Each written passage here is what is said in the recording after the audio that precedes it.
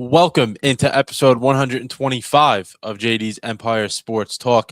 The suspense was, a little longer than usual. We wanted to create the narrative because Biggie, happy anniversary, 1 year of me and Biggie doing our show together. It went quick. A lot of good things happened. Very, very in a short amount of time. I think we've achieved a lot. A draft show. Starting on episode 1 when we really never worked together before, and we kind of like, we don't even need a practice show. We're just gonna get in there, and we're gonna do it. Which is not, conventional. Like we always talk about, our show is not conventional. We do things on the fly, and we hope. Let me invite you onto the TikTok live as well. Yes, so we are live on TikTok as well, everyone. Yeah. That's another thing. We're trying to implement that. Like we're doing a lot more things that we're very happy. And I want to get your thoughts on that. Justin, hold off on the NFL predictions. We're actually going to make you very happy and start off with the NFL, but we just want to, recognize this is a pretty cool achievement. I got to say, pretty cool achievement. Yeah. And Biggie, I want to get your thoughts on that as well. This is crazy. I mean, it really has not felt like a year, but here we are. Me and John, we've known each other for what, 2 years? Not even 2 years now at this point, I think, right? Something like that, yeah. I think we should give a little backstory on how we met and how this even happened in the first place. I think we should just quickly before we get into the actual topics. Yeah, go ahead. I was going to say, make sure you got the invitation on so people can hear this on. Did I? I invited you, but I don't know. Some TikTok's been weird. Corey couldn't see Corey on TikTok Live. TikTok Live was very interesting last week, so we may. I'm not receiving anything. Yeah, I keep sending it. Invite. Let's see. Invitation sent. Oh God, it's not giving me the option. What the hell? Mark viewer. No. Why is this not? All right. Unbelievable. I hate TikTok sometimes. They probably hate me for saying that, but I sent it again. I don't know why it's not showing up for you. It's also behind too. Like A little like bit. from what I There you see. go. From what about now? Yeah, you're on there. I just don't see your picture, Okay, but you're now it's on. good. Yeah, yeah. Wait, what? Where's my? Oh, there. Here we go. I was gonna say it happened to Corey also. So if you can't, oh, there you go. There You we can go. go. All right, yeah, There we go. yeah, Justin, hold off on that. Biggie wants to give it back a good backstory, and then we'll get right into the NFL because we weren't, expecting June 1st to result No. in some of the things that happened today. But yeah, Biggie, do that, and then we should be good on here too. All right. Yeah. So, if some of you may or may not know, me and JD, he's in graduate school now, but like we don't go to the same college. We're not even from the same Oh, area. Like a lot of the viewers are probably confused on how does a guy from northeastern Pennsylvania collab and team up and be part of this whole thing, which is a New York City metro area, New Jersey, um, you know, market program, right? yeah. Doesn't make any sense. But so JD went to Marywood University, which is in my area, Scranton area, Dunmore, and one of my really good buddies. We've mentioned him on the show multiple times. He's been in a lot of my projects, a big contributor to TJ Productions. Jake Jones, went to high school with him, one of my best friends ever. And I've known him, and he ended up going to Marywood. He just graduated recently, and he was in your circle of friends from school. And once, because Jake Jones is a year older than me and our other friends, and we have our little friend group from high school still, which I'm very appreciative of. JBC's another one. He's another guy. The three of us, me, Jake, and JBC, all went to high school together. Jake's a year older than us too. So once me and JBC went to college and started going out, and meeting new people. I go to Wilkes University, which is in the area as well, Wilkes-Barre, 20-30 minutes from Marywood. JBC goes to Wilkes with me, so we all stayed local. We started going out up in Marywood and hanging out with you guys, with the friends, with Jake's friends, and that's how me and JD here met. And obviously, I'm in school for communications, digital media. Obviously, run TJ Productions, my own media business, I guess you can call it. Do tons of sports content, all that good stuff. Lots of things. And yeah, JD graduated from Marywood with his bachelor's in communications and works in the media field now. Running JD's Empire Sports Talk and other ventures as well. So we kind of thought, like, we kind of do a similar thing here. We might as well try and collab. We mutual people, mutual stuff, and we decided to team up after you graduated, JD, because you graduated a little early at Marywood, got your bachelor's degree earlier. You did it in what, 2.5? Yeah, 2.5. Good for you. Yeah, That's perfectly said though. And I was like, this show itself wasn't going to be intended to be like what we've, the episode. I was gonna say you weren't really intended for this to be like a whole show No, this is a show, like this is a program now, like legitimately you know what I mean? Yeah, yeah, no, 125 episodes in. Yeah, which is crazy. I mean, when I did my first one, I interviewed, one of the radio announcers of the Brooklyn Nets, and I was like, okay, I like what I'm doing here, but like I want to expand upon it. That's why Right. I was, everyone that watches us watch this show from the beginning, knew that I started, basically just doing it by myself, like this and that or whatever. And then all of a sudden, I'm like, you know what? I want to make this better. Me and Biggie talked on the side, and we made this a big thing. And I think it's only going to get better. I mean, yeah, we haven't done 125 episodes together, obviously, because there's been other ones in between that I've done Yeah. on my own Yeah. or with Corey, or have special interviews with other people, which I want to do more of, especially when we get more into the summer, when the content isn't as high, when football is just practice and stuff like that, when basketball and hockey are over. Yeah. But yeah, a lot of that. But I'm very excited, man. I'm very excited for this episode itself, just because of what we have to do and how much more we can get to. And then when we get to this point next year, we're going to look at it, man, 2 years. What have we done? I don't think I don't think many people can say they collabed together in 1 year and hosted a draft party that had a decent amount of people there. We did. I was going to say, like a live event, like an actual live event. Your audience is growing significantly, like a lot. Like you have yourself a little following now. Yeah. Doing a lot of things. Like JD's Empire Sports Talk is growing itself into like a program. You know what I mean? And I couldn't have done that without joining forces with you. It's we work together, and people. Very happy I was able to be a part of that and like incorporate, have TJ Productions and JD's Empire Sports Talk be kind of in the same, be business partners. I was going to say, because people who know me, they know that I'm always only about, pretty much for the most part, about talking and not shutting up on camera. But the other things is not what I didn't know most of it. So that's what I wanted you to be here for, because you can do both. Obviously, people who know Biggie, he knows how to do everything. So like that, the collab was great because obviously people who know me, I don't shut up. I talk all day. Well, that's But why there's you other have a talk show, right? Exactly. But those other things, were things that I didn't really know as well. Now I'm continuing to get better at it. And, me and Biggie are going to talk about this as well at the end of the show. But Thursday will be the first game that we will broadcast of the Shore Stallions. I couldn't have done that Yep. without Biggie because obviously it'll be on TJ Productions. And that's a great thing for Biggie. Our second broadcast partner. Oh yeah, I mean, I'm listen, so excited about that second it's partnership. outstanding stuff. It's outstanding stuff, and we're only growing. We're getting better, and I'm very, very happy for what's to come. But let's get into what Justin especially has been waiting for because he's being a little impatient as we're trying to give our backstory here, how this all came together. But yeah, so let's start with the NFL. So as I was writing the notes, literally as I was writing in Myles Garrett to the Rams is our lead story for the NFL. Yeah. As soon as I put Garrett, A.J. Brown has been traded to the Patriots. So I'm like, okay, you know how news works. The most recent thing is what we're going to lead with. So A.J. Brown to the Patriots, which we all expected to happen. I mean, it's we knew that was happening. Yeah, exactly right. And he was traded for 2 picks. One was a first rounder in next year's draft. The other one a little later in the draft. But like we said, we expected it. Had to wait until June 1st just because of cap situation and stuff like that. So Drake May. I mean, the Patriots made the Super Bowl last year. Now he finally has his number one weapon, which he definitely lacked last year. You can see it as in the Super Bowl, like he didn't have that one guy. Yeah, Diggs is just. I mean, he's gone. Yeah, he's gone. But he also you would think it's Stephon Diggs, first wide receiver one. Not anymore. Not anymore. That was Minnesota early Buffalo days, obviously. Now he's no longer there.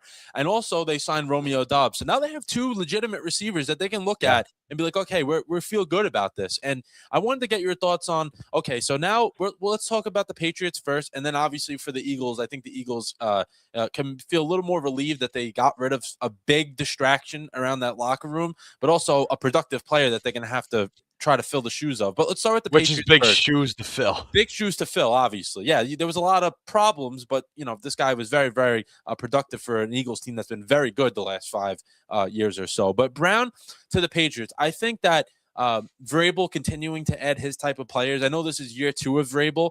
I think that Brown will be a totally different person in New England. I mean, you can disagree with me on that, but I think we never seen these problems in Tennessee when he was with Vrabel. Not one I can think of. And I mean, and he had Ryan Tannehill as his quarterback, so he could have a lot of things. So take me through the Patriots side of it, of what A.J. Brown to them means on and off the field, because I actually think he could become a leader now, believe it or not. And then talk to me about the Eagles, because I want to hear your fan perspective on this. Yeah, well, I think for New England, it's a very, very good pickup. I mean, super talented. A.J. Brown is arguably a top 5 receiver in the NFL. I think him and Mike Vrabel getting back together, I think is very, very good as well. Obviously, I think they had a very good connection in Tennessee. But for the Eagles, let's talk about that a little bit, because that's the most impactful part, because we know what he can do. The Patriots are set to win. Obviously they're in the Super Bowl last year, right? They are in that realm of teams that are going to compete to win Super Bowls and going to be at that level just because, the talent they have, stuff like that. But for the Eagles, this is very interesting because I've seen a lot of fans, because there's a ton of Eagles fans. I know so many Eagles fans, right? It's like, they're sad almost, which I understand because he's a phenomenal player. We wouldn't have 2 Super Bowl appearances under Nick Sirianni if it wasn't for him. I can attest to that. I think, you know what I mean? The Super Bowl, especially the last one. I mean, just, phenomenal player, right? But there's deeper problems within just winning and making the playoffs every year, which matters more in football. You know what I mean? You look at it surface level, you're like, oh my God, we're so good. We just lost our best receiver. Oh, we're, constantly in the playoffs, Super Bowl champions, like this and that. Yeah, that's great and all. But the level of consistency dropped. The standard was not met last year. You can blame Kevin Petula all you want. I will, because he sucked. I just think the standard was gone. The locker room became cancerous. Personally, from a former athlete standpoint, again, not playing at that level. I always say athlete standpoint, but I also like to refer that I didn't play at that level. But being in football locker rooms, and especially the way Sirianni just kind of shaped out. His shtick got really old fast. The whole like running it like a CEO type thing. It worked at first. I liked it at first, but it just got so old, and everyone just started losing respect for him. Clearly, and AJ Brown was a big one. And when your best receiver, your best athlete, I think next to Jalen Hurts, that could be interchangeable, loses respect for for the head coach, that's a problem. Yep. And obviously, there were more problems with Jeff Stoutland leaving, Landon Dickerson contemplating retirement. Just a lot of drama. And I think AJ Brown played a factor in that. And I think a lot of it has to go with the respect thing for Nick Sirianni. And I think Sirianni, I don't know if he's going to get fired halfway through the year. I think they make the wild card first round exit and he's gone. It's just going to be a mess this year. This year's going to be a blowaway type year for the Eagles. It's just going to be one of those years where it's like, you're just like after watching the game, you're gonna be sitting there like this. You know what I mean? It's gonna be one of those type years for the Eagles because even with like a 10 or 11 win season, that's not enough. And there's gonna be so many more deeper problems like last year. It's gonna be just like last year. Sirianni's gone at the end of the year. AJ Brown, he had to go.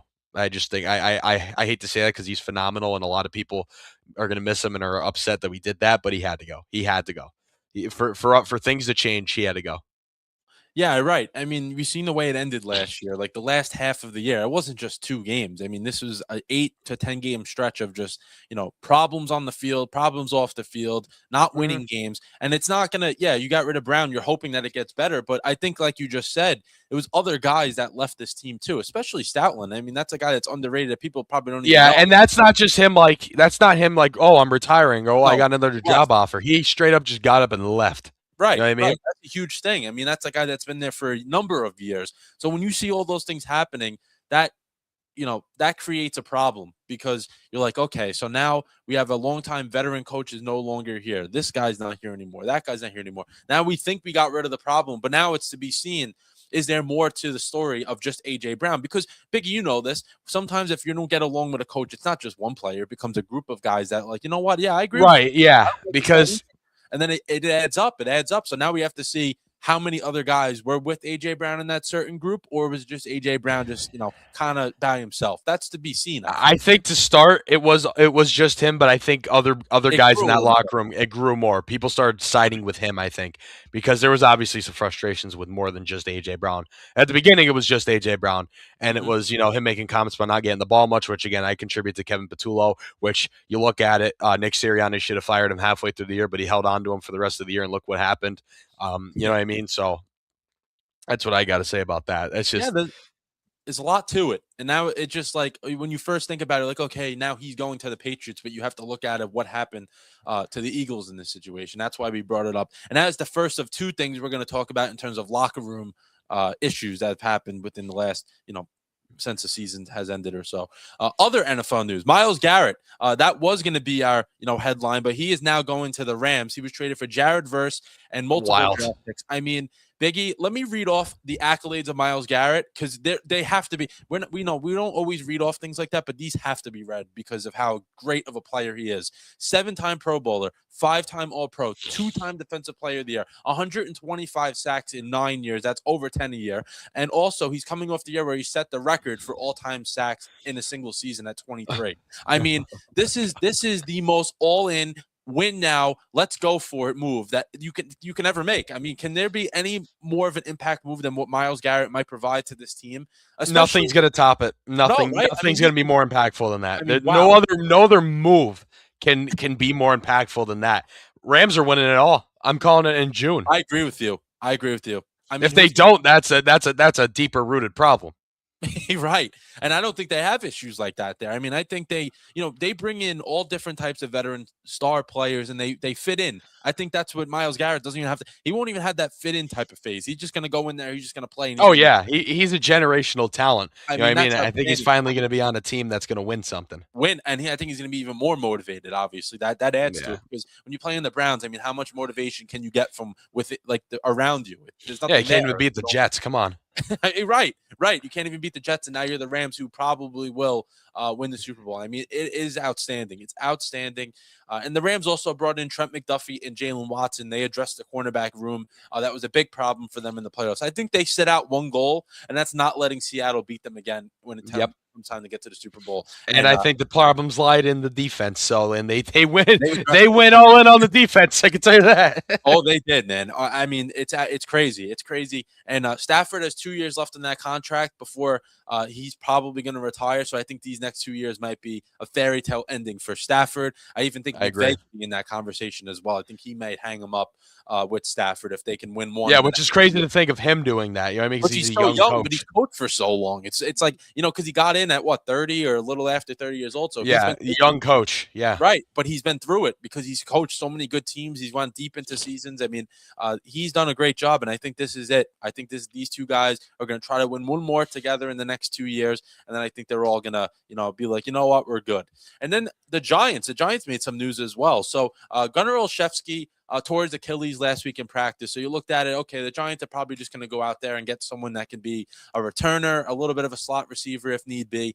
So they go out and they get Braxton Berrios. Okay, that's a good replacement for Gunnar Olszewski, same type of player. Then they bring back a familiar face who hasn't been there in a very long time, but a very impactful player at the time. Odell Beckham Jr. is back in New York. And, man, let me tell you, from people I know, things I've seen on social media, people are acting like this is the next, like the next savior of Jesus coming down. I mean, I know Odell is very, like, people love him within the Giants, like, fan base and stuff like that. That's all it is. Yeah. But then again, Biggie, I mean, he single-handedly, like, kind of tore that franchise down when after Tom Coughlin was, he was out, and the next coach and the next coach and the next coach. He was a part of that. Yeah. He was part of the problem, but I don't know if it was all on him. I think there was a lot of other problems because clearly look at even when he after he left, they got even worse. You know what I mean? It just kept going down. So I don't know if that was all him, but he definitely played a factor in it. But I think it's more of a sentimental hire. He's not going to do much. He's not going to be, and I think that might be better when you're talking in terms of him tearing that franchise up. He's not that type of player anymore. He's not in a role where he's a leader. So he's going to be just a leader veteran wise. He's not going to be a leader like by his actions on the field or actions off the field. He's more just a veteran presence now and like a sentimental pickup. It's not going to be, relying on him to go for, these big catches and big plays anymore. It's more just having him around. And I think that's going to help them. Especially like in that regard, you know what I mean? It's not going to be that type of deal because of his role now, because he's not that type of player anymore. You know what I mean? Yeah, I mean, a guy that's been injured multiple times. He's older now, like you just said. Yeah, he'll be a depth piece. I think he'll play a little bit. He won't play a ton, but he will get involved just because the nature of wide receivers. There's a lot of guys that eventually do play because of injuries and stuff like that.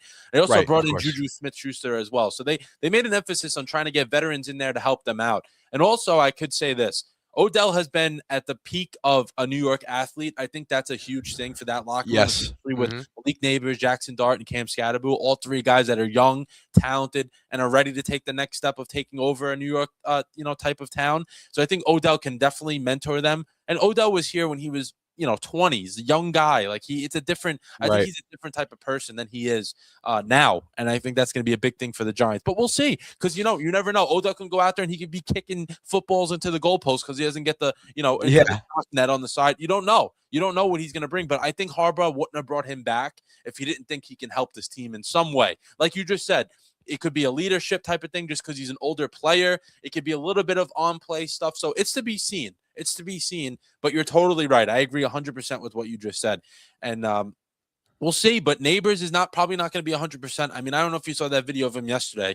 He was playing like a charity softball game. The guy looked like he was 50 trying to like half jog up first base. I know it's a game, obviously it doesn't matter, but he does not look like he's very comfortable. He's had 2 knee surgeries within the past, 9 months now. Yeah. So especially with a star like that, you cannot push it. Well, that's what I was telling some Giants fans, like, neighbors. But, he's had that injury how many times now? This is second or third time having this injury? I was going to say I think he got hurt in college, but he also now tore the ACL in the NFL, and he got like a cleanup on his knee because it wasn't fully, fixed. Yeah, fully. Yeah, right. Good. So that's how good is he really going to be though if he's been through all that? You know what I mean? Like that's my concern. He's fantastic, but like, come on. Like no player is unless he proves us wrong. No player with that amount of knee injuries is going to still be himself. Yeah, I mean, I agree. I agree. It's very, very tough. But we'll see. We'll see what happens. And I think you can say all three of these guys will definitely bring like a good positive vibe to the locker room, which I think the Giants have a ton of players like that. But so maybe besides one guy trying to start some beef, which we'll get into, but the other guys, the group of the nucleus of this team for the most part, guys that seem like they want to be there, they want to win, and they want to be a team. Right. So I think these guys will Exactly. definitely add to that. Then we got Russell Wilson has decided to pursue TV Good. job with CBS. I am so happy because he was about to be the Jets quarterback if he didn't do that, which shows the state of what the Jets are looking for, a backup quarterback. But thank Yep. God he decided to go to TV. I don't even know if he's going to be good at that, but I'm just happy in the sense of I he's think he not could. done. I think he could. It's another one of our, of our era guys retiring. Crazy. It's It's crazy. crazy to think, right? Who's left? Flacco and Stafford, Pretty much and it. and, Yeah, and Kirk Cousins. that's really it. Yeah, Yeah, that's about it. Yeah, that's all we got left. it's Um, crazy. wow. Yeah, I think, and Aaron Rodgers too, and Aaron Rodgers. Yeah, yeah. I was going to say But he's gone. He's done after this year too. So yeah. Good move by Russell Wilson. I think it was time. He's an absolute legend, though. I think personally. Um, I think a big thing people will look at is like the bad things with him. The Super Bowl game, and he played in a very tough era though. You got to remember that. Like he was competing with Tom Brady and like prime, like still decent prime Tom Brady. Like you got to look back the era he played in. Like for him to be as good as he was, I think tells a lot about him. Definitely a future Hall of Famer for sure. Definitely, definitely. Yeah, there's a lot of exciting things. I texted Biggie. I'm like, they knew it was our 1 year show because the NFL decided to put on a show for us. I mean, the things that Yeah, we have any of these yeah, things, none of these things we thought we would be talking about, except for this one that we're gonna get to right now. And what's going on in the TikTok chat? Yeah, we're talking about Odell. I think Odell's yeah. gonna We be did. positive vibes for him. I think he's Yes. gonna Harbaugh wouldn't have brought him in if he didn't believe in him. And he played for him already. Remember that. People forget. Yeah, he didn't play a Yeah, lot he was on in the Ravens. Baltimore for a little bit. Yeah, yeah. Don't forget. Don't forget about that. Let's go to the Jackson Dart Abdul Carter beef. So, like I talked about last week when me and Corey did the show, I was talking about how Governor Hochul tried to, make a joke of Donald Trump and failed to do it, which is unfortunate for her because she tried to do it and it didn't work. But we're not taking sides here. We're just bringing it up because it's, in the news. It's Yes. sports news. We're going to talk about it. We're not. Say it shouldn't be as big of a news story as it is, but it's still sports news, so we talk about it. Yeah, and I don't, and I think that the fact that you're saying that is true, but I think that the fact that they're not really shutting it down, either side of this is not shutting it down and trying to move on, it adds to it. Because if you're not going to step in and be like, well, listen, I could say this. It's very difficult sometimes if you're not going to agree with someone to just kind of be like, okay, we're gonna stop. But in the public eye, you got Yeah. to be like, and maybe in the public eye, be like, okay, we're gonna stop this, but they may still Right. argue on the And side. it's football. It's not like, you know what I mean? I just don't get it. And what Jackson Dart did was, like go at him for that. You know what I mean? I don't understand. It doesn't matter what you think or who you support. It's still the president of this country, and he walked them out. He introduced them. That's all he did. You know what I Yeah, mean? I, He I didn't mean, say anything dumb. He just did his thing. And I just can't believe that it got to that point. It's ridiculous. I like what Jameis Winston said. You see what Jameis Winston said? yeah, I like that. He always knows. I gotta say, Jameis Winston, he always knows what to say in the moments that people don't know what to say. He's a very good speaker. He knows how to use his words and know how to try to get guys out of the situation maybe that they perhaps got themselves in. But yeah, I agree. I mean, Dart. Listen, if that was the other way around, Abdul Carter getting asked by the president to introduce him, I don't think he would say no either. So I don't think there's Well, anything wrong. I mean, he maybe he would say would, no because he but doesn't like maybe him. he would. But I'm saying on the other side, say it was the other side. Obviously, we know Yeah, what well, side of course, yeah. you think Carter's saying no, and I honestly don't think Dart would have a problem with it. So the other way No, around, like that's the thing. Would Jackson Dart have a problem if Abdul Carter did I that don't think with so. another I don't. party affiliated president? No. Right. You know what I I, mean? I mean, I don't think anyone should have. It's whatever you think. Like I don't even know why that's getting involved in Right. this. It's your teammate. You're gonna make something public like that, like make it public like that, is very, very crappy in my opinion. And I gotta say, Doesn't matter who you support, what you like. yes. It's ridiculous that you make that public. Right. And Carter he ignited it by going on Twitter and saying it for everyone to see. He didn't have to do it that way. He No, did it that like way because he wanted a reaction. Then in the press conference, Dart, said what he had to say. He's like, okay, me and Abdul, we're still, we're cool. We sit together in meetings, we talk to each other, but we're not going to let this get in the way. And Dart, you know what sucks? The media tried to make it something. They kept egging it on. Which you know is what their I mean? job, though. Yeah, but listen, we're both in media here. Move on. There's more to talk about. There's more to talk about. Yes. Yeah, but the thing is, I agree. I agree 100%. But when the guys don't actually say it themselves to end it, it's not going to end. You know that. They're going to look for, okay, so Abdul Carter says, after Dart says that, Abdul Carter goes, he's going to believe in what he believes. I'm going to believe what I believe, and I'm going to make sure I don't let other people believe it. But it doesn't matter what other people believe. You don't believe what he believes, and that's it. Move on. Yeah, it's okay. I believe this. I believe that. And the media is not going to shy away from it because they continue to get answers that aren't set in stone. All right, we're done. We're moving on. And Harbaugh is going to get involved in this at some point and be like, you know what, guys, we're not doing this. We're not doing this here. We're creating problems in June when this is supposed to be the honeymoon phase of a new football team. When you coach, this is supposed to be a good new era for the Giants. Exactly. It's getting in the way of that. And I think that at some point, someone has to be the adult in the room. Jameis Winston tried to be the adult in the room, saying how obviously people come from different backgrounds. I agree. He also said, I love this line. I was saying it to a few different people. Love is more powerful than hate, which is very true. When you love someone and you embrace, it's much more powerful than just saying, I hate this guy. I don't like him. I don't like what he believes. Listen, obviously you're not going to believe what everyone else believes. It just does not work like that. Exactly. But you can't drag it on and make it worse than what it is. And that's why we're bringing it up. Like we're not afraid to talk about things, Biggie. We know that. We're going to bring things up and we're going to talk about it. But if we're not going towards one side. I mean, we're not like in the political world, we're not going towards the side because it's a sports show. Why would we do that? You know what I mean? Right. We're talking about it in just moral ethics terms and sports terms. Yeah. And I think, firsthand with the Mets situation last year, I think that's a spot where Giants should maybe learn from that. The Mets let outside noise get in the way, and look what happened. They collapsed. Yeah, look what happened. Right. You don't want huge collapse. Yeah. You don't want that in your locker room. And I think that other teams should learn from that. You should be like, guys, we're not talking about this. You're not going on Twitter. That's another thing. I don't know why the players are even on Twitter, to be honest with you, because that only creates problems. It doesn't matter what they say. They can say anything. It's going to get, changed around, and people are going to be saying stupid things back to them. So it's just a total nonsense beef that shouldn't even be brought up. Yeah. It should be over with. It should have been squashed. All right, Dart's introducing the president of the United States. The president of the United States also invites all sports teams, if you win, to go to the and it doesn't matter who it is at the time either. It does not matter. It does not matter if it's, I don't even want to put names out there, but it doesn't matter. They still get invited to it. So these are things that he wants. Any president does it, by the way. So, I mean, it's a part of the culture. It's like if you guys win, you're invited to the White House. If you want to go, you go. If you don't go, all right, we're not going to get hard feelings there. We may not agree with you or like you for what you just did to us, but it is what it is. Like, it's not going to be that.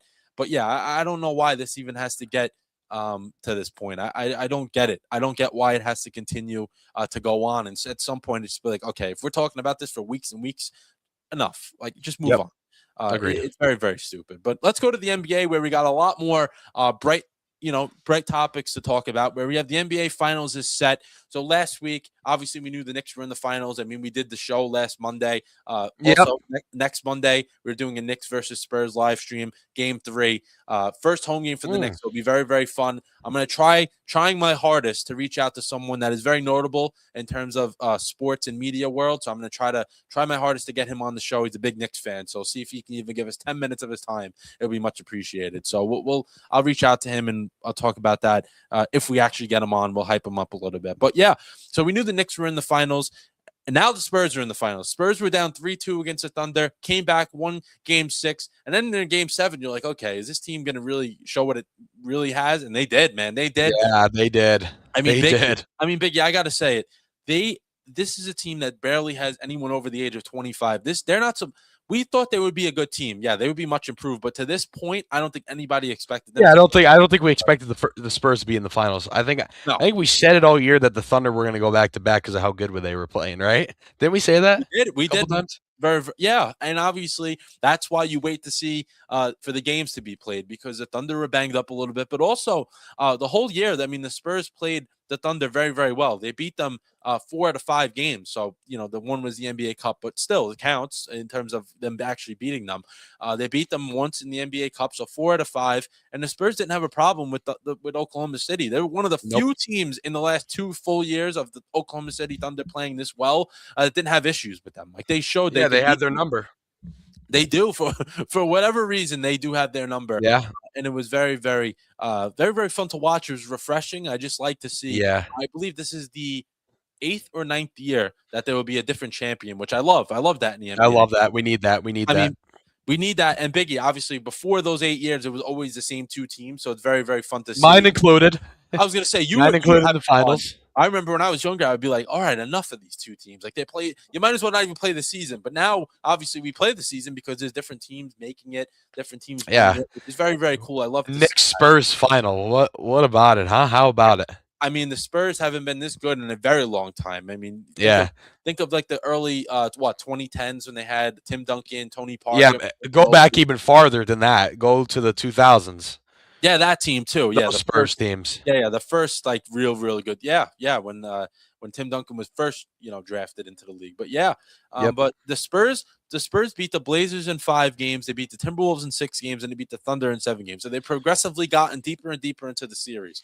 For the Knicks, they beat the Hawks in 6 games, and now they've swept 76ers and the Cavs back to back. The Knicks, unbelievable. Biggie, they've played 8 games in the last 35 days.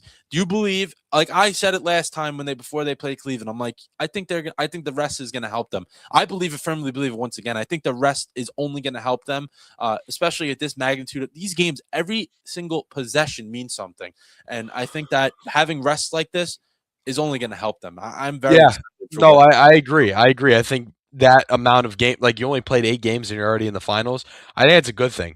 People may look at it as a bad thing that they didn't get enough time in, but I think you get that time off. I think that benefits you more because the Spurs played Saturday night and then they're playing again Wednesday. So Wednesday. The Knicks haven't played since last Monday, a week. Monday. Yeah. So.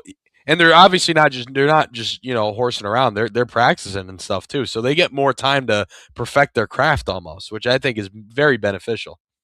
And I think honing in on the fact that you can work on potential matchups, work on tendencies. Yes, exactly. When the Spurs obviously can do that, but they can't be focused on that when they're playing, for the season. The last 2 games that they were involved in. Right. So yeah, right.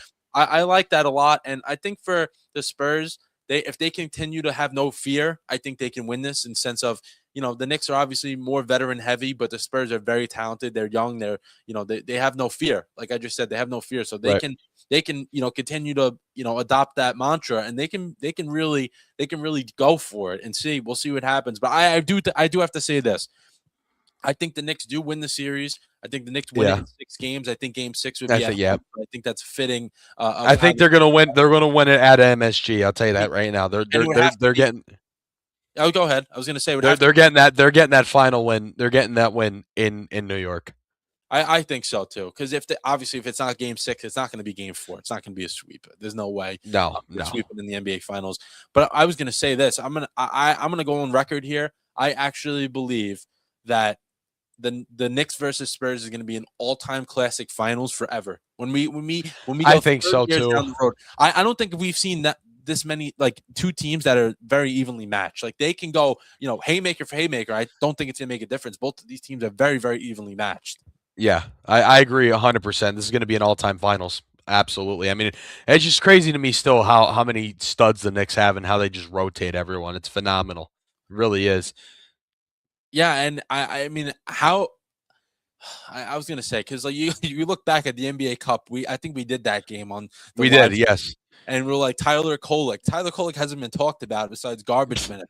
That was a guy that had 20 points, I think, in the NBA Cup final. Yeah, I know, right? It's crazy. We talk about it every week, but it's insane. Like these are names that were still unbelievable. Still unbelievable. Right. And then you got a guy like Jeremy Sohan. Me and Dom can never get his name right. He's the guy that played for the Spurs the whole year up until the middle of the season. You don't think he's getting involved in those meetings? Be like, okay, Wemby likes to do this. Let's do this to knock Wemby off his game. Like these are all, these chess pieces that I'm very excited for because this isn't. I mean, for me at least, my teams that I root for, I don't think I believe this much in my team actually winning a championship. Yeah, I can falsely believe, oh, they're gonna go to the playoffs, they're gonna go Yeah, far. of course, yeah. Now I genuinely believe like the Knicks, if they don't win, I'm gonna be disappointed.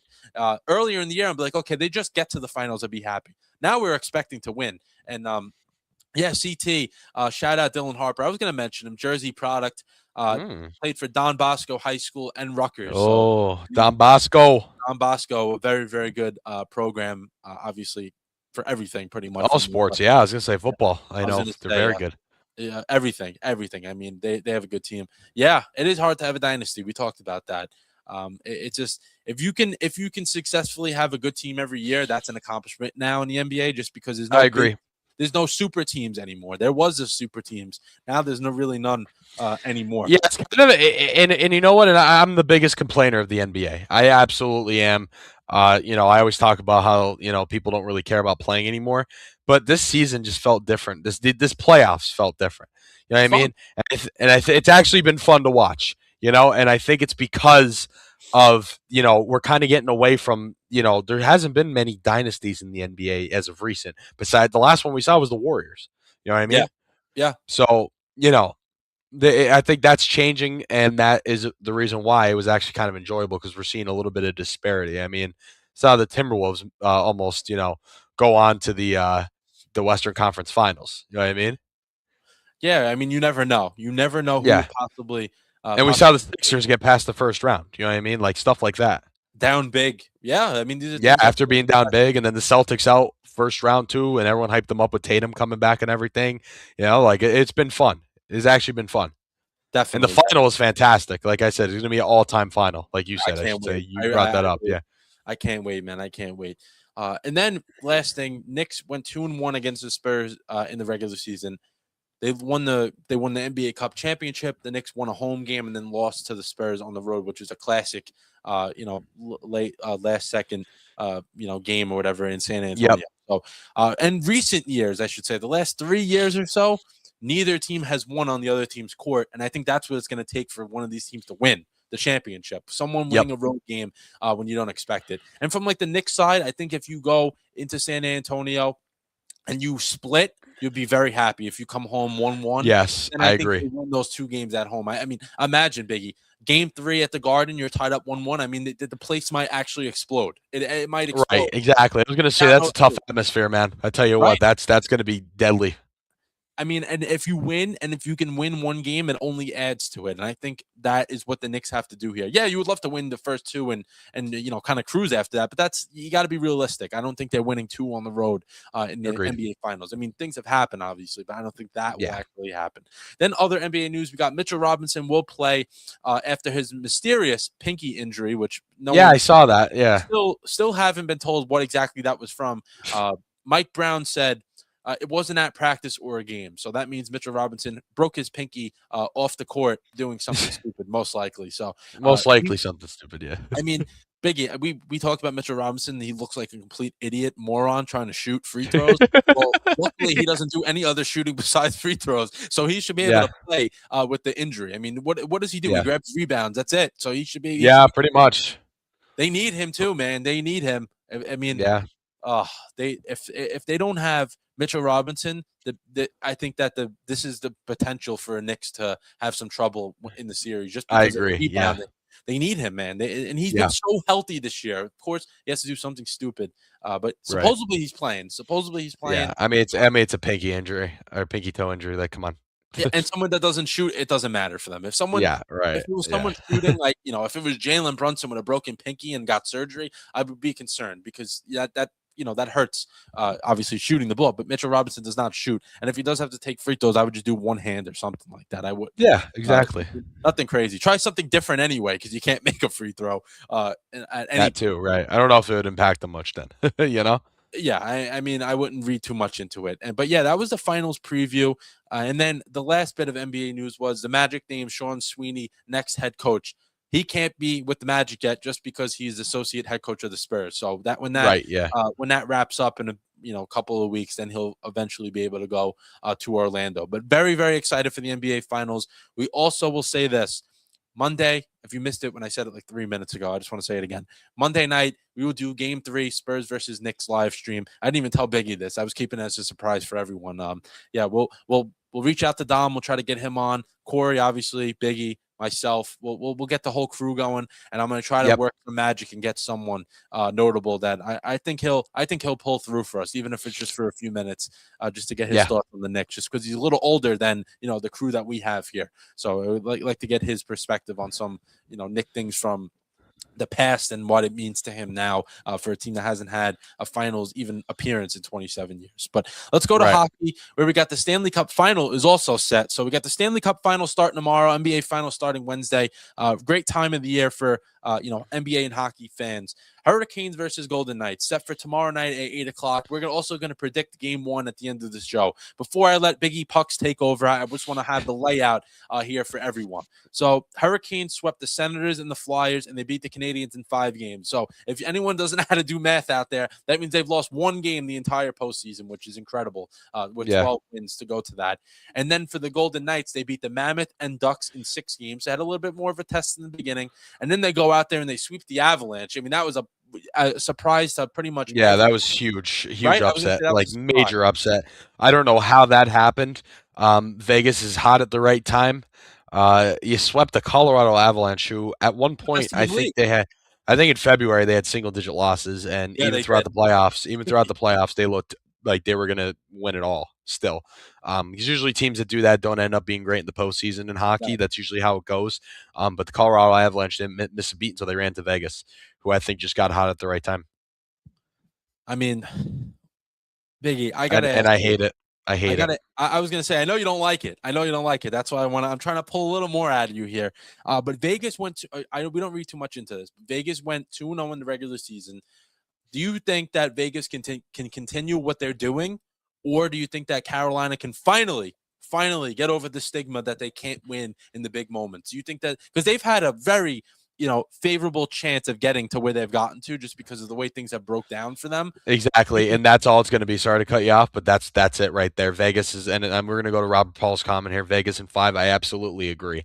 I hate to say that, and that's why I'm not happy about it, because Vegas is going to win the cup. And I truly just think Carolina hasn't been battle tested that much at all. No offense to my Flyers, but they had no business being where they were. Absolutely none. I don't know what happened to Montreal. Them beat Montreal was pretty huge in 5. In 5, I should say, beating the Canadiens in 5 was, pretty solid. I mean, Ottawa, I didn't expect anything out of it all. I kind of predicted them to get swept. Flyers had no business being where they were. Montreal, I don't know how they did that. Just, I guess, luck. I think, honestly, I was high on Montreal. I thought they were going to get it in 7, but I think the rest helped Carolina a little bit, but Vegas just came out guns slinging. And I think they're going to win the cup. And I hate to say it, they just have looked, at least in the span of the conference finals, they looked better. Personally, Yeah, and against better competition. That's what you're trying to get at here. Like against a bet, like how the Canadiens, compare the Canadiens to the Avalanche. It's not even close, and that's what. Yeah, and for them to sweep Colorado too, and mind you, I mean, their path wasn't the best either. I mean, the Utah Mammoth, I didn't expect much out of, and the Anaheim Ducks fought a little bit. But for them to go sweep Colorado tells me everything I need to know. Vegas in 5. I agree with our comment there. I just hate to say it. I don't like saying that because I don't like Vegas at all, and I'm going to see John Tortorella and Carter Hart win a cup. So that one will, for reasons they had to get rid of him, but that'll definitely pain you a little bit. Yeah, but he's still in the league, so what does that tell you? Right. I was thinking about this because now I can basically talk about it because I'm not an athlete anymore, a college athlete, so I can talk about gambling a little bit. You've basically confirmed what I've been wanting to do since yesterday, is that's take Vegas and the Knicks together. Why wouldn't you? I was nervous. I was nervous about Vegas just because I listen. I agree with everything you've been saying, but finally, I just keep thinking of like, can Carolina finally do it? That's what I've been getting at. But I mean, you basically just sold me on it. I think I'm going to do it right now. Yeah, put that lay down, dude. Yeah, if I can, as soon as the show's over, please, hopefully the odds don't change because I want to do it. I want to get that thing in right now. But yeah, it starts tomorrow night for them. We'll see what exactly goes down. But you got championship hockey one day, basketball the next day, and it's going to keep flip-flopping pretty much for the most part.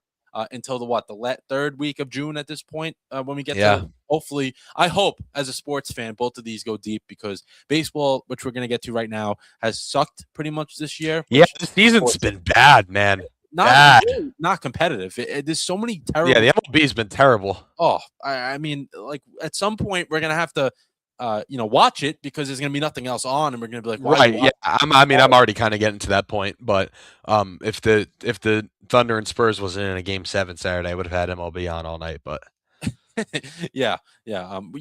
Johnny Stallion. We're gonna get to the St. John's stuff, and I'm gonna give him a little shout out. And right when we get after the MLB, I have to talk about the professionals first because they get paid, and the college guys, well, they do, but not in the sense of the way those guys get paid. Right, yeah. Ellie De La Cruz lands on the IL with a hamstring strain, so that shows you what we're talking about in terms of baseball. That a guy, he's very good player, but he's going on the IL with the hamstring strain. The Reds have been a good team. I think Ellie De La Cruz is an incredible athlete. Yes. But the fact that we're talking about him as our headline shows exactly what we're trying to say. And I didn't do it on purpose. This MLB season so far. Ellie De La Cruz going on the IL as our headline. There you go, guys. Right. I mean, this is what I'm talking about. We got under 500 teams in the playoffs. I mean, what the hell is going on? What is going on in baseball right now? So let's do the standings. I'll do the National League, and then Biggie do the American League. I mean, it's the same cast of characters that we could literally, what we might do from now on until baseball improves, which obviously people who know me, I love baseball. I played it. Yeah, it's your sport. That's your sport, man. It is. It's like me with football and hockey. I do have to say this. Well, mainly football, but it's like me with football. Right. And I have to say this. I'm being honest with you. I think that baseball really needs to step up their game. They have to spice it up a little bit. Something has to change. There's too many bad teams, too many inconsistent teams, not enough good quality pitching. How boring does it get? Like the Mets tonight. Like we're starting a guy that's going to pitch 2 innings to put in another guy that sucks to pitch 4 innings when it doesn't matter. It does not matter who you put in. Like, you know what I'm saying? Like, it sounds stupid. It's like, I know. But it's the truth, though. It's the truth. It's what they're doing at this point. Okay, so we take David Peterson, who's a starter, make him a reliever, and we take the bad reliever and make him a starter. You didn't do anything. I think that also ties back to the state of the New York Mets right now, too. But there's an example right there for you guys. Yeah, it's like a merry-go-round. It's like, okay, so we're going to take the bad guy, put him in the bad guy's spot. We're going to take the other bad guy, put him in his spot, and hopefully it works, which is it's a mess. It's a mess. But let's go to the NL East, where we got the Braves at 40-20. So the Braves are one of the quality baseball teams in the MLB this year. And, I mean, if people didn't think they were going to be back to the normal selves, that means you don't know baseball. I'm going to be honest. You don't know ball. Right, because, I mean, this is a Braves team that's consistently good every year. Okay, 1 year they had a down year because they had injuries. I was going to say the injuries killed them, yeah. They literally lost. People say we always, we're banged up by injuries. They lost their best players at every position out there. And that's what's going to happen. You're not going to win games. Then we got look at the Washington Nationals, 2 games over 500. Every time I read it, I think it's a typo, but it is true. They're in second place, wild. 2 games over 500. I watched them if they're on, like I see videos about them. I got to say this about Washington. That's a team you don't want to play when you're, kind of not feeling yourself 100% because they take advantage. They take every extra base. They're young. They fly around the field. They literally fly around the field. They play with a lot of heart. They do. And Biggie, that goes a long way when you're not the most talented team, but the fact that you actually play with something in here, that goes a long way, especially in baseball. I think baseball. Baseball involves a lot of emotions, and I think that it does. The Nationals have been playing with that. That may not last them the whole year, but for a stretch of time, that could definitely work. Then we got the Phillies, who've kind of been they had that really massive improvement. Yeah, the Nationals do rake CT. Totally right about that. Very annoying because they don't swing at bad pitches either. That would be frustrate me if I was pitching against them. Yeah. Phillies at 30-29. Mattingly took over. They went up. They played really, really well. Now they kind of just fizzled out a little bit. They're kind of just playing 500 baseball for the most part. So, which is, I think, what they're going to do. That's all they're capable of anymore, I think. Yeah, the group of guys, we've kind of seen it. It expired. But, I mean, the National League is not that strong where they still may make the postseason. They're not going to go anywhere, I don't think. But but they'll get in. They'll get in. Yeah. You still have Kyle Schwarber and Harper and, that you still have those guys in your lineup. So they're going to do something. Right. Guys, Turner, right, yeah. Christopher Sanchez hasn't let up a run in about 50 innings. I say he's been phenomenal. But, yeah, just, again, I think that core's gotten old. Like you said, it expired. Definitely. Then we got the Mets finally finally out of last place at 26-33. I mean, they swept the Marlins this weekend. So okay. Let's go back to a couple of weeks ago. We do the show. The Mets beat the Yankees 2 out of 3. They went 5-1 at home. Oh my God, they're back. Then they go 2-5 on the road. Then they come home last week. They go 4-2. Oh my God, they might be back. And let's see what it's a long season. Right. But if you're going to try to make up ground, you're not making up ground if you continue to play well at home, horrendous on the road. It's not going to work. You have to literally play 600 baseball, win every 6 for 4 losses at this point. Yeah. In the June schedule, that's not going to be easy, starting with the Mariners tonight, who don't let up runs in general. So let's see what the Mets can do. But yeah, I mean, listen, the Mets they've shown they can make improvements, and they have guys coming back to try to improve the lineup. But it's like, at some point, how consistent can you be? Like, I keep saying it can happen. Then we got the Marlins, who are slowly dwindling their way back to what they usually do at 26-34, occupying last place in the NL. It was a fad. It was. I mean, listen, Miami. We knew it was going to be. They don't have the quality, depth on their team to be, something that can continue to be really, really good. Then we got the NL Central. We got the Brewers at 35-21. I mean, they have been great. That anyone that steps on the mound for them gets strikeouts, just get guys out in general. They're only going to get better, I think. And they were in last place, 3 weeks ago? That was also a mirage. Crazy. The Brewers, Biggie, I think if we put both of us on their roster, we would instantly get better in 2 days. It does not matter. It don't matter who they have. They're a really quality player development organization, which is unfortunate because the Mets got their GM from there, and I guess he failed to do those lessons when he was in Milwaukee. He must have skipped those days of class. Then we got the Cardinals at 31-26. Cardinals are not playing well, but they're still have a good record just because of how well. And that's a team we expected nothing out of at all. I think they're going to start losing many games in a row, and I think they're going to start falling. They're going to have a bad month of June, I think. I'm happy we're doing the show on June 1st also, just because it's like a monthly recap kind of thing as well. I think that the Cardinals were showing, as our TikTok live thinks we're not live, which is unfortunate. Let me fix that. What was it? What do you mean? Oh. It was making me show that I'm not a bot or something. Oh yeah. Put the puzzle piece together. The Cardinals 31-26. I think they're going to start to lose some games coming up. Then we got the Pirates 32-28. So they cooled down, and now I think they're picking it up a little bit. Got some guys back from injury. O'Hearn is back. I know that because he's on my fantasy. That's huge. I'm concerned that he's now. I'm not concerned because he's back. He's okay. CT, I know they're improved right now, but I don't think they're going to end the season like that. I just don't think they're really not that good, honestly. Their lineup's just not deep enough for them to be consistently that good. You know what I mean? It's kind of like how the Marlins are, similar to the Marlins, just not enough there to be consistently good, especially when you're competing with a team like the Brewers for the top of the division. Then for the Marlins, it's, the Nationals are playing well, which doesn't help. The Braves are fantastic, and then the Phillies get hot. You know what I mean? So it's just, it just doesn't help. I mean, also, the Cardinals weren't intending to be good. If you look at their lineup, it's all young guys. Like, they were not intending to be a quality team. Talked about the Pirates. Go to the Cubs, who have struggled, but they've finally ended the losing streak. I mean, thank God for Chicago. How many games can you lose? There's different ways to lose. But they're 32-28. I think they're going to be a second-place team in the next 3 weeks. I think they're going to wouldn't be surprised. I mean, they have too good of a team to not be good. Like, you know what I'm saying? Right, absolutely. And they're trying to win. They're trying to win games. And then we got the Reds. I'm sorry. I was going to say I don't even know what I was going to say. The Browns. The Reds at 30-28. Reds have not played well at all lately. They cannot hit a baseball to save their lives. So hopefully Cincinnati can get something going for them, because they have good young pitching, but the young pitching is going to go to waste if they can't score runs. Then the NL West, where it looks like the Dodgers are starting to, continue to gain some traction with the lead that they have. Dodgers are 38-21 with a 5.5-game lead over the Padres. The Dodgers, I hate to always talk about this, but the differential plus 129 2 months into the season. So they're on pace for probably shatter a record, honestly. They barely lost lately. Almost 20 games over 500. I mean, they haven't lost in a very long time.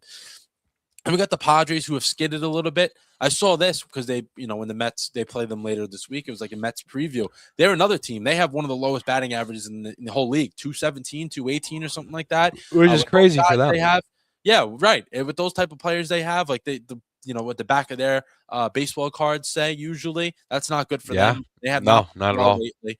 Then we got the Diamondbacks at 31-27. They just continue to keep pace or try to keep pace with the Padres. Then we got the Giants and Rockies right where they belong. Two teams that suck. I think they battled out over the weekend. I was like, why even play the games? You both stink. But yeah, let's go over to the American League. Who do we got? And the American League doesn't have a 40-game winner yet, as the National League does have. It does not. It's not even that close either, really. So the AL East, we got the Tampa Bay Rays at the top, who have actually played well. And like I think we've talked about the Rays. They're one of those teams that you don't know what to expect. And like Every one year they can be like this, and then the year prior they're going to be almost last and not make the playoffs. But now, and they've been consistently good too. The Yankees haven't been able to catch up. They're getting close, but they're only a half a game behind. But they haven't been able to catch up. They haven't been able to. The Rays have been able to one-up them every time, every day. You know what I mean? I don't know how they do it. The Yankees are finally starting to play a little bit better. They're kind of fizzled out. They kind of leveled out, not fizzled. I think leveled out is the best way to say it. Playing like they should have been from the start. I just think that was the Yankees are a team that will never be horrible just because of the amount of players they have. I think the only reason they could be bad is because of their manager. But they're leveled out. They're playing like they should be right now. They had that streak going for a little bit. They had that point early in the year where they looked awful, almost scratching our heads. But they're back a little bit. They're where they should be. The Blue Jays disappointing. 29-31 below 500. Just not a lot of production out of them. I don't know what it is. The Orioles, it was either going to be really good or really bad, and it's been really bad. All those signings, it doesn't help how bad your pitching is. That just doesn't get you anywhere, Yeah, and then the Boston. Go ahead. Yeah, go. I got to say this: the Orioles have been better, and it's in part because their pitching is actually improving. But they didn't start out good at all. So yeah, not at all. They dug themselves a hole. Now they're trying to come back from it. Luckily, the American League is open. The American League's open, so they could do it. They have the bats. The pitching. If the pitching is okay, it all has to be is average. Just be average. Please. Yeah, because the bats will work. The guy, their lineup will work. It's just if their pitching can just be like solid, it doesn't need to be elite. If it's solid, they'll be fine. They'll be okay. They'll be okay. Because it's not great to begin with. You know what I mean? But if they can play a little bit above expectation, let the lineup do the rest of the work. And then a team that I'm just and I love it because I'm a Yankee fan, but I hate because I had expectation. The Boston Red Sox, what are they doing? They look terrible. They're like the Mets. I say it every week. I was expecting a lot out of them this year. I was a little nervous as a Yankee fan. But man, they look bad. It's good though. It's a good thing though. I like to see that. But anyway, go to the AL Central. The Guardians are at top, 34-27. Chicago White Sox. Wow. How about them? Wow. All right. Good for them. Good for them. They're like they remind me of they're like the AL version of the Nationals right now. I think. Yes, obviously. Yes, I agree. Great to see Boston struggle. Unfortunately for the White Sox, Murakami, who's been outstanding, is hurt. He's going to be out for a while. So yeah. Yeah. CT, I agree. I think the Blue Jays are going to. I told Corey this last week. Obviously, Corey's a Blue Jays fan. I told Corey, I said, that Blue Jays are going to be the second half team this year. They're going to go in raging hot into the playoffs. They're not afraid to make moves either when they feel they have to. But, yeah, so Minnesota Twins right below them, 6.5 games out of first there. Chicago being 1 game out. I don't know. It's just not a team that I don't think we really expected much out of. Not too much to say there. And then the Kansas City Royals, they're disappointing, and so is the Detroit Tigers. Those bottom two in the AL Central, just absolute disappointment. I mean, those absolute disappointment. They were at the top of the division last year. They were playoff teams, and we were expecting a lot out of both of them. Yeah, especially the Tigers. I mean, Tarek Skubal, that whole lineup, Riley Green, Gleyber Torres, who he's not there anymore, right? Torres is hurt, but yeah, well, that's what I mean. He's hurt, right? Yeah, I was gonna say he's hurt. Yeah. Yeah, I agree. Vin Skubal is going to get moved this offseason. It's just because they're a franchise that can't pay a player like that. I've said that 100 times on the show. That's why they went out and got Valdez. We talked about this, Biggie. We're saying like, regardless if the Tigers are a World Series contender or the worst team in the league, he will be traded just because they can't pay him. Why would we keep this guy around if he's not going to be on our team in next year? There's just no reason for no reason to, especially in the position they're in too. Yeah, right. Exactly. Right. But yeah, and then in the AL West, the Mariners are finally back up at top. It's about time with that lineup. They should be playing well right now. The A's on a little bit of a skid, but they've shocked this year. They've played pretty well. And then the Rangers, again, not much to be expected. The Astros are a dumpster fire. They are 7-3 in their last 10 though, so they have picked it up a little bit, but still not what we expect out of the Houston Astros. I think that's time to just go a full rebuild on them. And then the Angels are the Angels. Nothing new there. They're just a mess. Mike Trout deserves better. They're getting themselves in territory where, like, you think of like the worst teams in other leagues where you don't even want to speak about them anymore because like you're wasting your breath. That's the Angels. Right. Yeah, it's the Angels right like, now. They got to do right by Mike Trout. Just send Mike Trout home, man. Please. Yeah. Because if you look at the rest of the league, the other teams are like, the Tigers and the Red Sox. We expected something out of them. They're just disappointing. The Marlins, okay, they were hot for a little bit. Fine. The Reds, they're a team that could be good. The Rockies, okay, maybe they haven't consistently been this bad. The Angels are just consistently bad, and it doesn't seem like they're trying to do anything to fix it. At least some of these other teams are like, acknowledge they're bad and maybe want to do something about it. Like the Colorado Rockies, maybe they want to do something about it. Just the Angels, they're just, the whole thing is just very. It's like they don't care that they're bad. They know they're bad. And they're not going to do anything about it. They embrace it. It's literally, they embrace it. It feels like they embrace it. Like, okay, we're good. We're good with losing. But let's move on to how you doing. I'll start us off because I don't want to forget about it. I know Johnny Stallion was really wanting me to mention them. Yes, in our TikTok comments.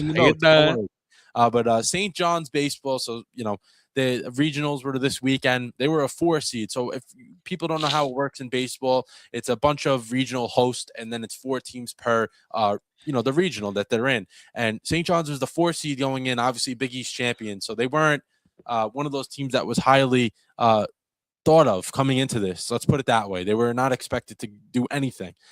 They win the first game. They beat Florida State in the first game. You're like, damn, number 10 team. Which is huge. Huge win.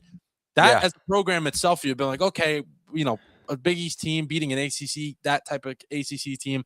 That's for St. John's to do that, it's huge. Then they go out there yesterday. Or was it yesterday or the day before? No, yesterday. They beat Northern Illinois, crushed them. They scored like 20-something runs. It was incredible.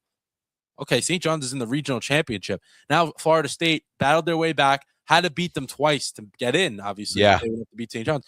St. John's beat them today in a close 5-4 win, and now St. John's going to the Super Regional as they're going to have to travel to Alabama. I just wanted to give them a shout-out just because some Northeast love is always great in terms of baseball. Yes, I love it. Northeast is always frowned upon in terms of baseball just because you're not as good. The competition. At least at the college level. Yeah, that's what I'm saying. The college level. Yeah, the college level, especially baseball, is very, very much frowned upon.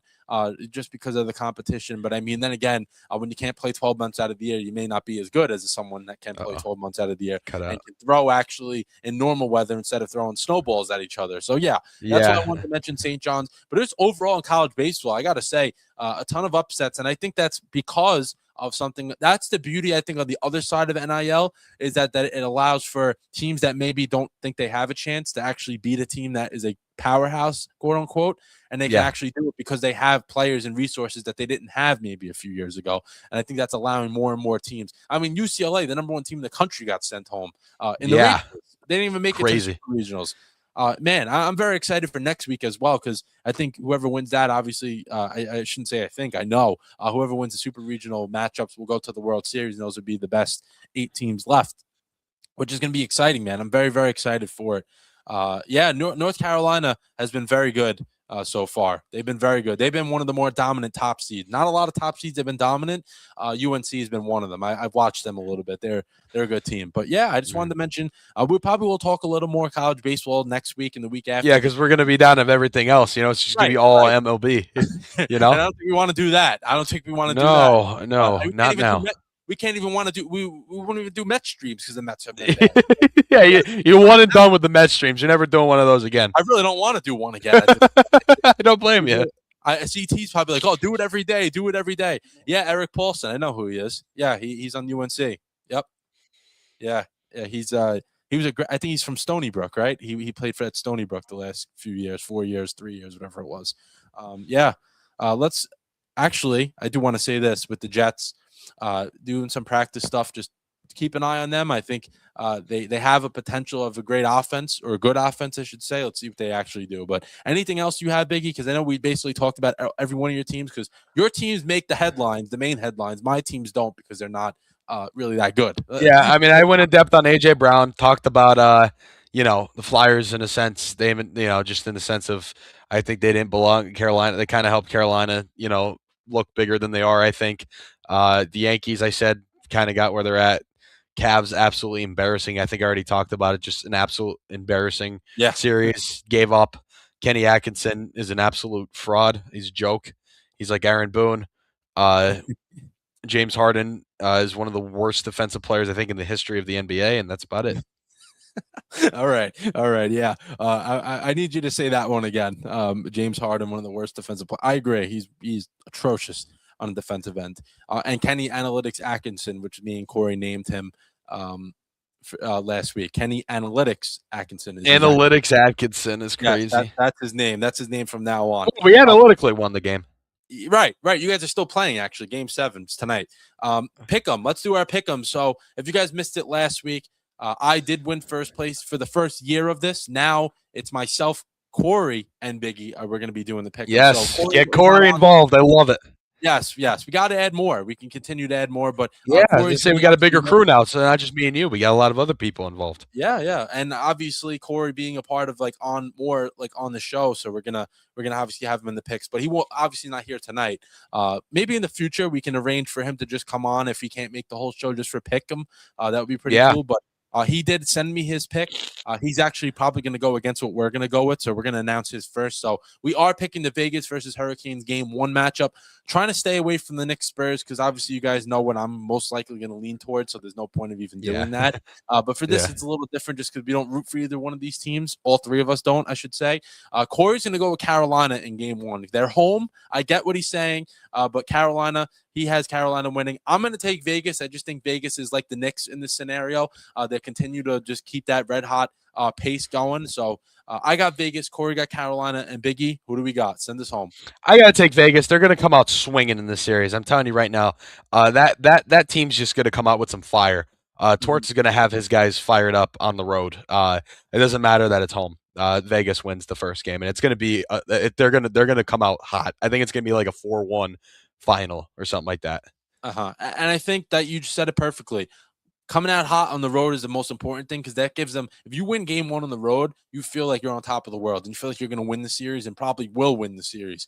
Game 1, people always like, oh, it's only Game 1, but Game 1 is pretty much one of the most important games in the series, just because you start out with the lead going into Game 2, and usually when you win that first game, you're like, okay, we don't need to make as many adjustments. Then you lose Game 1, you're like, oh my god, what are we going to do? What are we going to do? We have to make all these adjustments. Like, you can panic a little bit.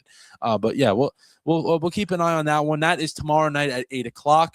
Before we sign off, we just want to thank everyone for supporting us this whole year. Year of span, doing the show together. I mean, we talked about it in the beginning as Justin was interrupting us. We will never forget that. But yeah, he was interrupting us as we're trying to give our how we put this all together. I think it's only going to get better. As you guys can see, we're on TikTok Live now. We're on StreamYard, YouTube now. Also, Thursday, live on TJ Productions, Shore Stallions Baseball. That's your ACBL talk, George. Hope you're still here. Shore Stallions versus the Linden Tigers, 5 p.m. first pitch Thursday afternoon. I will be on the call on TJ Productions. Doubleheader. So if you guys can't watch 2 games. We got 2 games for you guys coming Thursday. 5 o'clock's a little tough just because it's kind of coming home from work and stuff like that. But around 7:45, 8 o'clock would be Game 2. Prime time of everyone relaxing on the couch. Throw us on the TV, and you'll enjoy yourself. But yeah, that's going to do it for episode 125. Biggie, any final thoughts before we get this? Nothing. Just amazing that we made it this far. Very, very happy about that. Right. 1 year, many more to come. See you guys. See ya.